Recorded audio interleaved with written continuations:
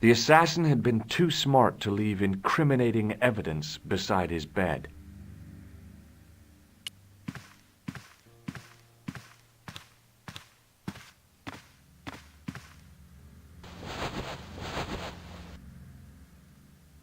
The bed was freshly made, and the crisp white sheets told me nothing about the killer's habits.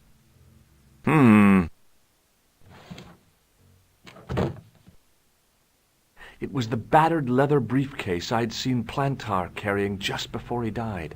I searched the interior of the briefcase, but, as I'd half expected, it was empty.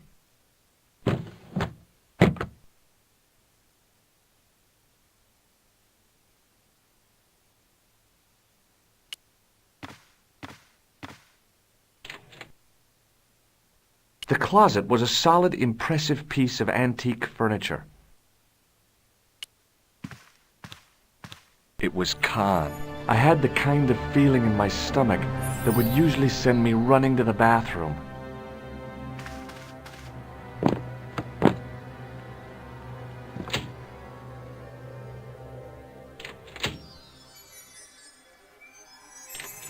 As Khan opened the wardrobe, I was sure I was dead. But he grabbed his pants quickly and didn't even see me. I didn't usually spy on men getting changed. But this guy was a killer, and I didn't want any surprises. He left his checkered pants on the bed.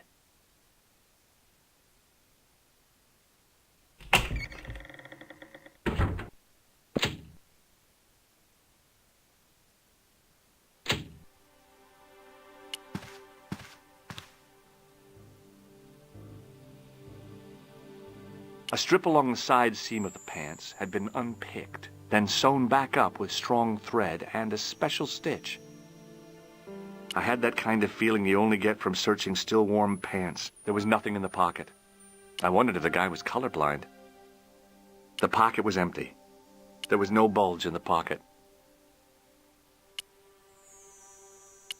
A strip along the side seam, then sewn. I flipped the pants over.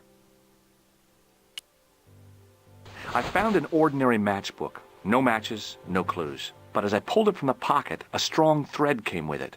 A thread with a metal tag on the end. The pocket was empty. A thread was... I tried not to think that the assassin's butt had just been in here. I found nothing in the pocket. I pulled on the metal tag and the thread came out of the pants. It was like pulling out a ripcord. I turned the pants over again. I searched the pocket gingerly and found a pass card. It read, Thomas Merlin, Gruber Electronics Corporation.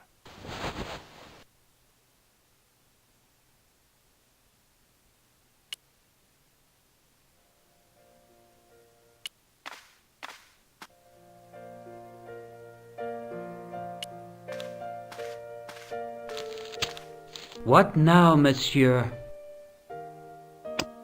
Do you recognize this key?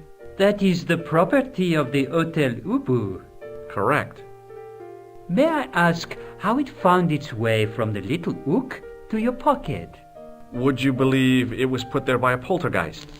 No, monsieur. The hotel is regularly serviced by an exorcist. If we had a ghost, Father Fécond would have flushed it out. I suppose you want the key back. Not especiellement. The room is vacant. Since you are so determined to conduct your little investigation, I won't stop you. Does this matchbook mean anything to you? No, monsieur. Does this pass mean anything to you? That is Monsieur Merlin's property. That's right. Merlin the murderer. I want to see what he's left in your safe. Impossible. I cannot betray his confidence, no matter what you say he's done. You're making a big mistake. Maybe. I can live with that. A murderer? Are you sure? Positive.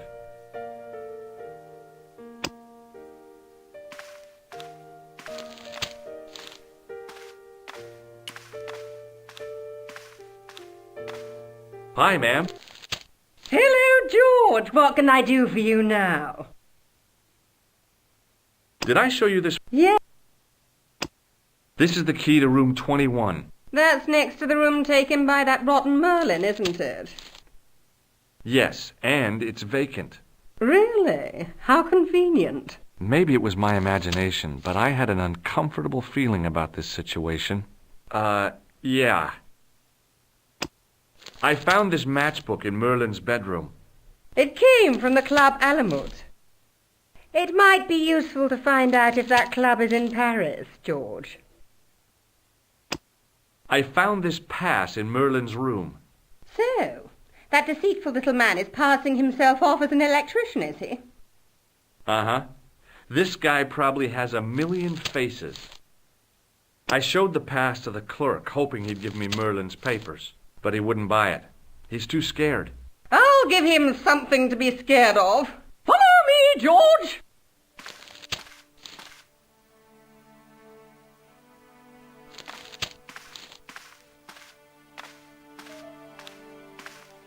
Did you place a package from Merlin in the hotel safe? I did, madame. And did my friend here show you Merlin's identification? Indeed he did, but What's the problem? he isn't Merlin. A mere academic detail. Give him the package. But that is against the law. I happen to be a justice of the peace, you silly man. I am the law. If he tries anything, shoot him, George. My pleasure, Lady Piermont. One moment, please. You know, I haven't enjoyed myself this much since Greenham Common. I don't know what I would have done without you, Lady Piermont. Voilà, monsieur.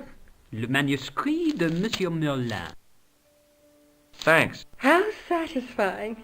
An Anglo-American alliance that actually worked. The clerk had given me a tightly rolled sheet of parchment. I decided not to unroll it until I was safely back in Nico's apartment.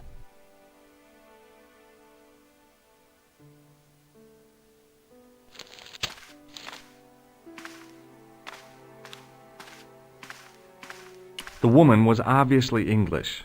She had all the qualities of Boadicea, Elizabeth I, and Margaret Thatcher rolled into one. It wasn't a pretty sight. I couldn't leave the hotel with the manuscript. It was probably what those thugs were looking for.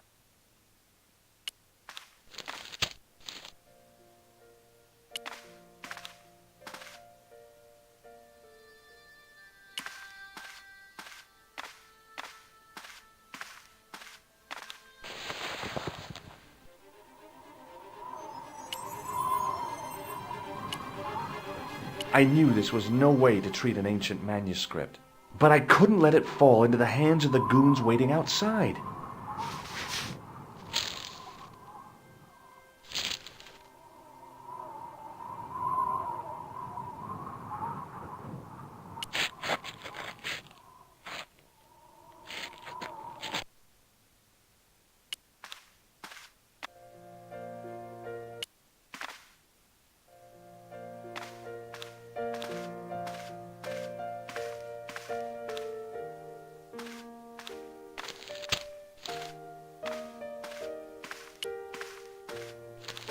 There was, but the... What now?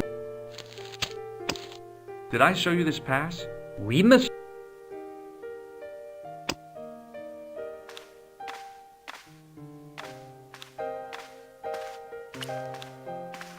Hello again. Do you recognize... Thanks for your... Good.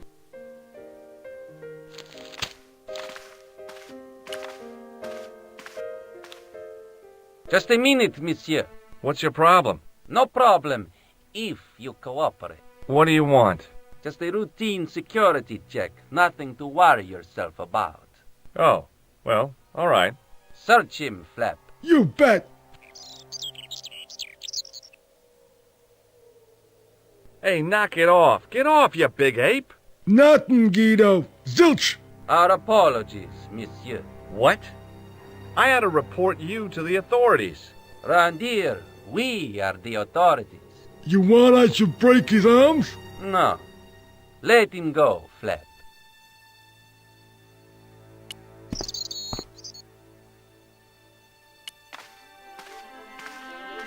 If the manuscript was what Flap and Guido were after, they were going to be disappointed. I couldn't wait to get back to Nico's apartment and check it out.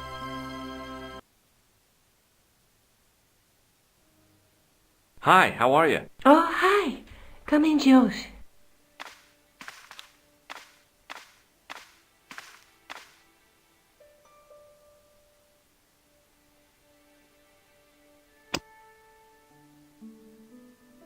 This is the tool I used to get into the sewers. Fascinating, Josh. No way. Hey, Nico, shake hands with me. No chance, Buster. I found this matchbook in the killer's hotel room.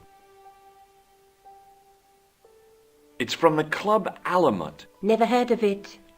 Is there anything written inside it? No, what were you expecting? If this was a movie, there'd be a clue. A name or an address. That's no use. There aren't even any matches in it. Oh well, I'll keep it as a souvenir. I found this in the killer's room. What is it? A credit card? ID, Thomas Merlin, of the Gruber Electronics Corporation. Never heard of him or the company. What are you doing to help trace the killer clown? Research, Josh. Yeah? You have a copy of the clown's yearbook? I have a telephone and lots of contacts. Oh, well, did you find anything useful? Not yet. I'm employing my first and most useful weapon. What's that? Patience. Oh, I've heard of that. Isn't it a substitute for decisive thinking? Do you have a boyfriend? Not anymore. There was someone. A guy in my final year, but it didn't work out. Neither did my degree. I'm sorry. I'm not. Tell me more about your family. When I was a little girl, I used to spend the winter with my grandfather and grandma. They were the best times, warm and safe in their tiny cottage. My grandfather rolled cigarettes while grandma made hot chocolate and cakes. One day, he stopped his scrolling. He put the lid back on his tobacco jar and took me in his arms. I laughed and wriggled, but he hushed me to be silent. With his unshaven chin all scratchy in my ear, he told me his secret. What did he say? He said, I don't smoke, but she likes to think I do. What a weird old man. Don't call my grandfather weird. He was the nicest guy ever. I wish I was back in that cottage instead of this crummy apartment in this noisy city. You're just not going to believe what I've found. It's not another part of the clown's costume, is it? It's a medieval manuscript. Khan left it in the safe at the U-Boot. It's incredible. Is this what he took from Plantark? It could be, which means it's worth enough to kill for. Look there, two guys on the same horse. Oh, yeah. Maybe they couldn't afford one each. What of it? Have you ever heard of the Knights Templar? Their official seal was an image of two knights sharing a horse. Whatever this manuscript means, it's connected with the Templars. How come you know about these knights? I learned about them while writing an article on the Crusades.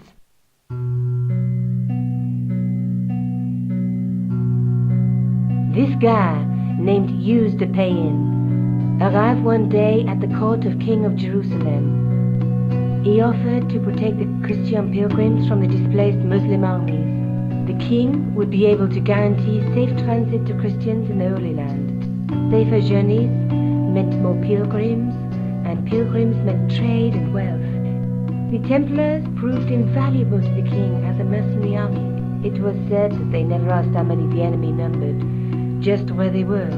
And as the years went by, the Templars grew in wealth and numbers.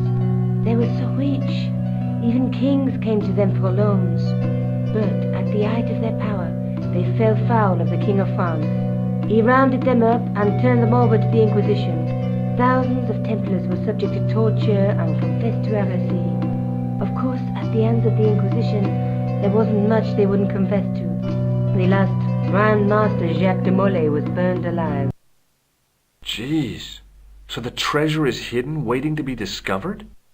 If there ever was a treasure, it's been lost for 600 years. Anyway, we're supposed to be investigating a serial killer, not a medieval treasure trove. But maybe that's what the clown and his accomplices are after. Maybe this manuscript is the key. You'd better leave it here for safekeeping.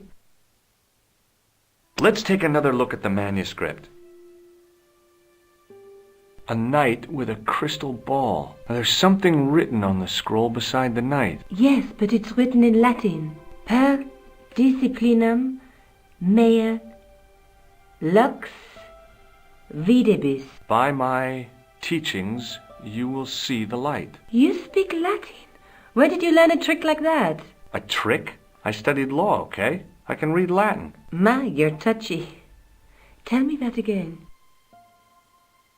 There's a woman looking at her reflection in a mirror, but the reflection has 3 hideous faces. She reminds me of the wicked queen in Snow White. She was the one who said, "Mirror, mirror on the wall," wasn't she? She made me cry so much when I was a kid. Mom carried me out of the movie theater. She didn't frighten me in the least. Like I said, I was only a kid. I didn't like the crocodile in Peter Pan either. There's a guy working on a loom. He's weaving a carpet or a tapestry. Or a duvet cover. It's a clue to a place, I reckon. Somewhere famed for weaving and ships. Where folk live in barrels? It beats copper boxes.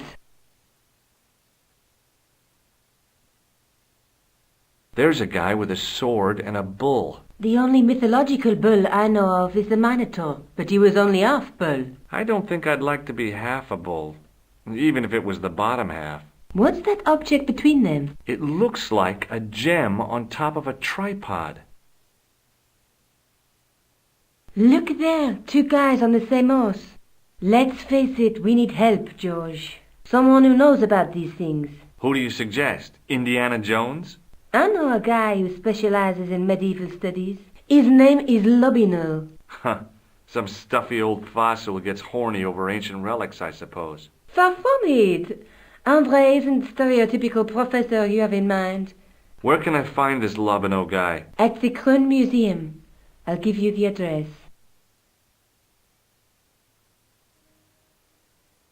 Are you sure you've never... Positive. I have to go. Okay.